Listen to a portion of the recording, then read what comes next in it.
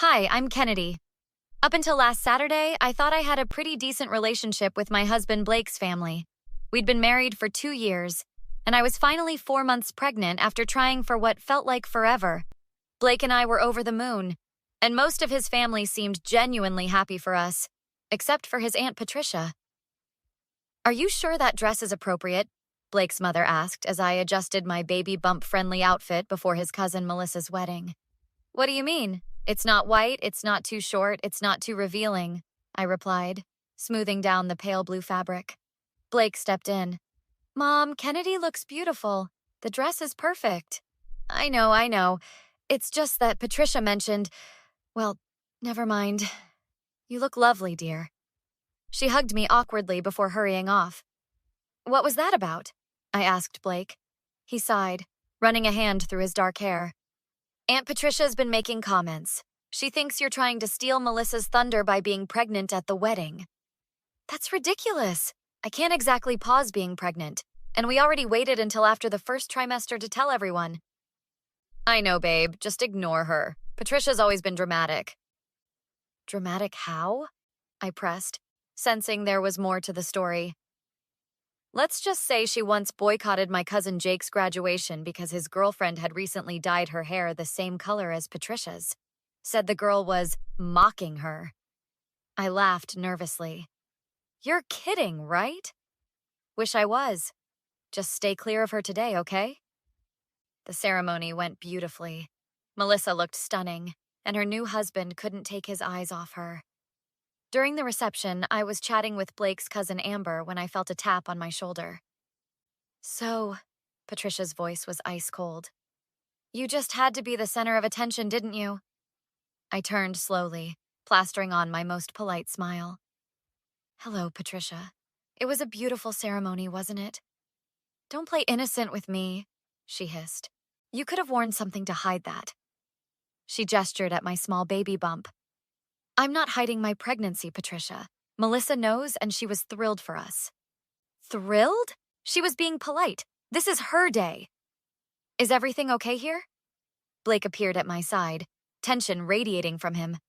Patricia's face transformed instantly. Blake, your wife and I were just chatting. Congratulations on the baby. Her voice dripped with insincerity. As Blake guided me away, I heard Patricia muttering to another guest about attention-seeking behavior.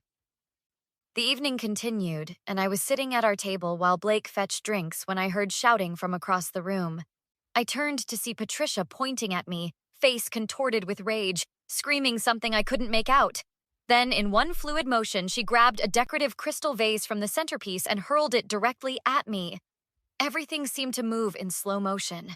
I barely managed to duck as the vase shattered against the wall behind me, sending water and flower petals everywhere. The music screeched to a halt.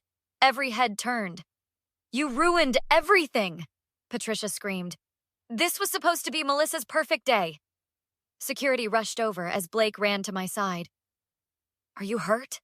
He asked frantically, checking me over. I'm okay, I whispered, shaking uncontrollably. The baby's okay. My friend Tara gripped my hand. Kennedy, that woman is insane. She could have seriously hurt you and the baby. What happened exactly? I asked, still in shock. I was just sitting here.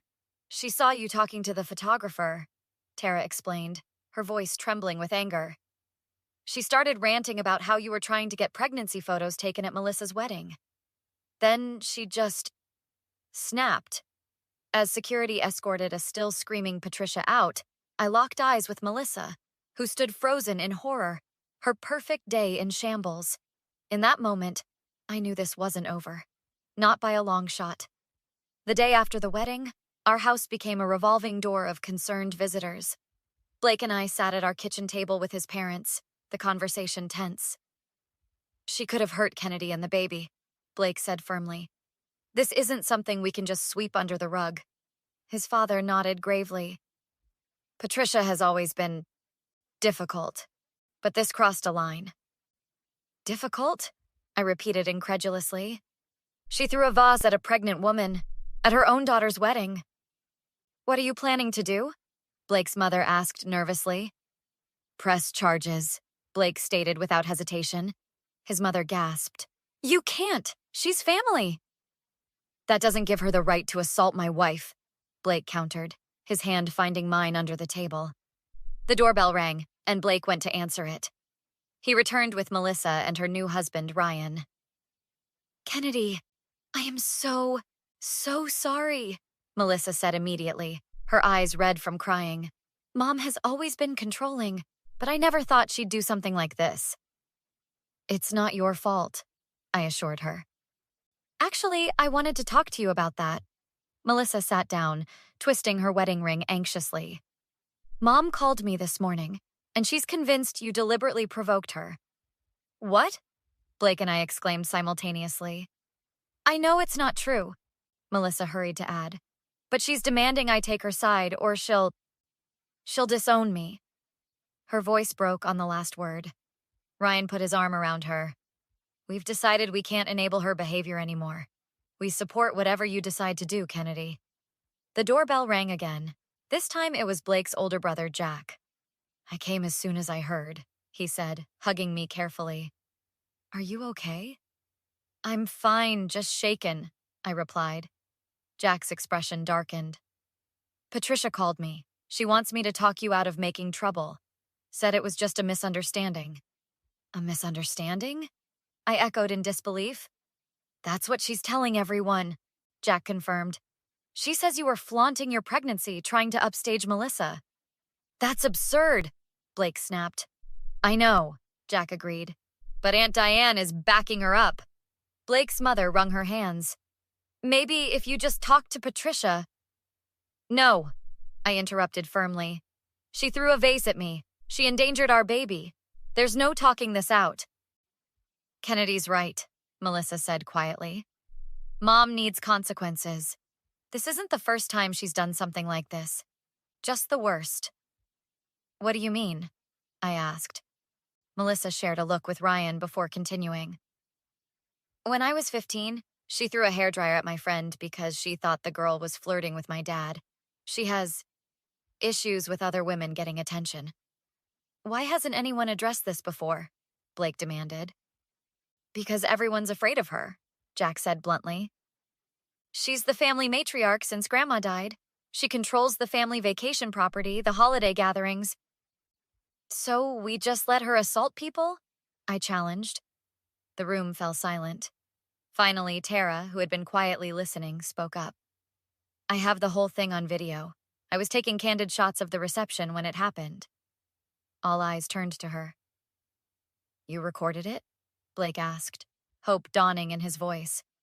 Tara nodded, pulling out her phone. Everything. Her screaming, throwing the vase, the works. I looked around the table, at Blake's supportive face, at Melissa's tearful but resolute expression, at Jack and Tara's determined looks. Then we have proof, I said, a plan forming in my mind. And I know exactly what we're going to do. 3 days after the wedding, we arranged to meet Patricia at Blake's parents' house. I insisted on being there, despite Blake's concerns. You don't have to face her, he said as we pulled into the driveway. Yes, I do, I replied, my hand protectively over my baby bump. For our child. Patricia was already inside, sitting regally in an armchair like she was holding court. Blake's parents looked uncomfortable, while Melissa and Ryan sat stiffly on the couch. Jack leaned against the wall, arms crossed. Well, isn't this dramatic? Patricia said as we entered. A family meeting over a little misunderstanding. A misunderstanding? I repeated, my voice steady despite my racing heart. You threw a heavy crystal vase at a pregnant woman? Patricia waved dismissively. I threw it near you, not at you. If you hadn't been making such a spectacle of yourself. Stop it, Mom, Melissa interrupted. We all saw what happened. Patricia's eyes narrowed. I expected more loyalty from my own daughter, especially after I spent a fortune on your wedding, which she ruined. She jabbed a finger toward me. I ruined nothing, I said firmly. I wore an appropriate dress. I congratulated the couple. I danced. I celebrated. I existed while pregnant, that's it. You were showing off, Patricia insisted, her voice rising. Getting everyone to touch your stomach, talking about baby names during my daughter's special day. Blake stepped forward. That never happened, and you know it, Are you calling me a liar? Patricia demanded, standing up. Yes, I said simply. That's exactly what we're doing. The room went deadly quiet. How dare you? Patricia whispered, her face flushing. After everything I've done for this family. Blake, control your wife. I don't need controlling, I replied before Blake could speak. But you do need help, Patricia. Professional help. You little... Patricia started toward me, but Jack moved quickly to block her path. We have the incident on video, I continued calmly. All of it. Your accusations, the vase, everything. Patricia froze. You're bluffing. I nodded to Tara, who pulled out her phone and pressed play. The sound of Patricia's screaming voice filled the room, followed by the crash of shattering glass and gasps from the wedding guests. As the video ended, Patricia's face had gone chalk white. I've already filed a police report, I said. Assault and battery with evidence. The officer mentioned possible charges of endangering an unborn child as well. You can't be serious, Patricia spluttered. Blake, tell her she can't do this to me. Actually, she can, Blake replied coldly. And she has my full support. Patricia's shock quickly morphed into rage. This is how you repay family? I'll make you sorry for this, all of you. She pointed at Melissa. You can forget about your inheritance. And you, she turned to Blake's parents. I'll make sure everyone knows how you failed to raise your son properly. That's enough. Blake's father finally spoke up. You've terrorized this family for years, Patricia. No more. We're done being afraid of you, Melissa added, standing to join me. Patricia looked around the room, seeing only resolved faces. Something seemed to break in her then. Her shoulders slumped slightly. Fine, she said, her voice suddenly soft. I admit I overreacted. I was stressed about the wedding. Kennedy, I'm sorry, I truly am. Can't we put this behind us? For the family's sake? I almost wavered at her apparent sincerity. Almost. No, I said firmly. Your apology doesn't erase your actions, or the danger you put my baby in. You ungrateful... Patricia lunged toward me suddenly, hands outstretched like claws. Blake and Jack barely managed to hold her back as she screamed, You'll regret this! Nobody turns my family against me! Nobody! As Blake's parents called the police, I watched Patricia's mask of civility completely disintegrate, revealing the truth that had always been there. All rise, the bailiff called as the judge entered the courtroom. It had been 2 months since the incident at the wedding. My baby bump was more pronounced now, and Patricia's case was finally being heard. She had been charged with assault and reckless endangerment. How are you feeling? Blake whispered as we sat down. Nervous, I admitted, but ready. Our lawyer, Sarah, had prepared us well. The prosecution had the video evidence, statements from multiple witnesses, and even the medical report from when I'd gone to get checked after the incident, just to make sure the baby was okay. The Commonwealth calls Kennedy Mitchell to the stand, the prosecutor announced after opening statements. As I was sworn in, I caught Patricia's eye. She sat beside her lawyer, dressed conservatively, her expression a carefully constructed mask of remorse. Mrs. Mitchell, please tell the court what happened on May 15th at the Westbrook Hotel, the prosecutor requested. I recounted the events clearly, my voice growing stronger as I spoke. When asked why I decided to press charges, I didn't hesitate. Because I needed to protect my child, myself, and honestly, the rest of the family. This wasn't an isolated incident, but it was the most dangerous one. Someone could have been seriously hurt. Patricia's lawyer tried to paint me as vindictive during cross-examination. Isn't it true that you and Mrs. Harrington had previous disagreements? No, I replied honestly. Before the wedding, our interactions were minimal and polite.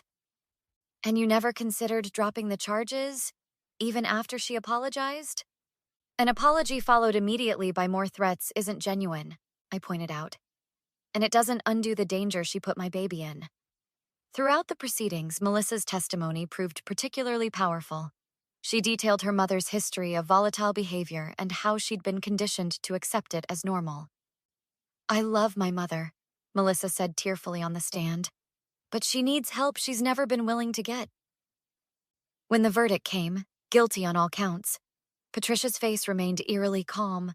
The judge sentenced her to probation, mandatory anger management therapy, and a restraining order preventing her from coming within 500 feet of me, Blake, or our baby.